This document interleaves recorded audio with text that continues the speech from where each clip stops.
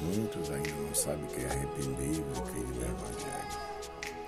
Se você for ler Isaías 58, você vai ter ali uma resposta de Deus sobre muitas coisas que acontecem no mundo e sobre principalmente a família e a igreja.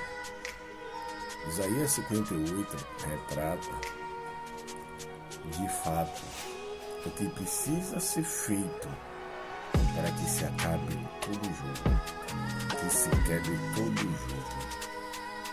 O jogo entre as famílias, o jogo entre a sociedade, o jogo entre os irmãos. Não é de se estranhar de que o primeiro homicídio que aconteceu na Bíblia foi entre dois irmãos. E, pasmem, por inveja, um era temente a Deus e ofereceu o melhor no seu coração, da sua adoração a Deus para ele. E o outro ofereceu o pior. E em meio a isso ele queria que Deus aceitasse, o que ofereceu o pior. E quando Deus atenta ao sacrifício de Abel e despreza o sacrifício de Caim, ele não se arrependeu pelo o pior que ele ofereceu a Deus. Ele agiu no espírito de orgulho, um espírito homicida, e se levantou contra o irmão e o destruiu, e o matou. Ele sofreu as consequências na pele e até com a sua própria vida. Mas não é isso que eu quero dizer para você. Eu quero dizer para você, entre todos esses assuntos, que o pai deve se converter ao filho e o filho deve se converter a seus pais. Os filhos devem se converter a seus pais. Os tios aos sobrinhos, sobrinhos aos tios, os primos aos outros seus primos. Se não houver esse sentimento, irmão, aqueles que pregam de balde, que se pregam fora desse contexto que eu estou falando. Porque o evangelho não é só falácia. Se você for ver o que a igreja primitiva viveu um período negro de perseguição, mas também de crescimento, de comunhão com Deus e de muita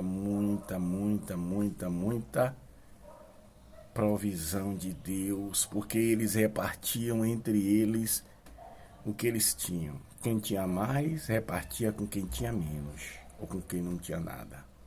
E tudo que depositava aos pés dos apóstolos era dividido.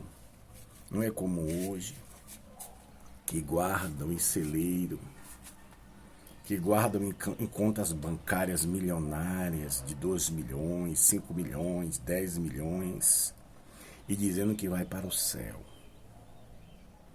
Não é à toa que Jesus disse àquele mancebo, que disse: Senhor, o que eu faço para ser salvo? O que eu faço para melhorar a minha vida? O Senhor disse: guarda os mandamentos. Tão simples, né? E quando ele ouviu aquilo, ele fez: eu guardo os mandamentos. O Senhor o amou, porque o Senhor sabia de tudo, viu isso nele. Porém, faltava ainda guardar mandamento. Amar o próximo como a si mesmo. Aí o Senhor o testa. Onde estava o coração dele? Deus não era contra a riqueza que ele tinha, Deus estava contra o que tinha no coração dele. Ele disse: vende tudo quanto você tem e dá aos pobres, vem e me segue. É que você quer a salvação? Eu sou o caminho, eu sou Deus encarnado. Foi isso que ele quis dizer.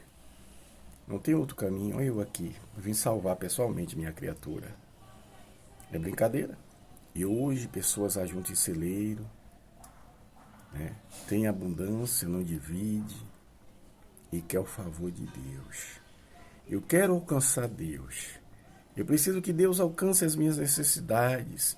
Enquanto muitos morrem de fome, enquanto muitos estão sendo destruídos, outros se banqueteiam na bebida, na sua gordura. Por isso que muitos morrem na própria gordura. Não é assim que morrem as aves, os animais, na própria gordura, né?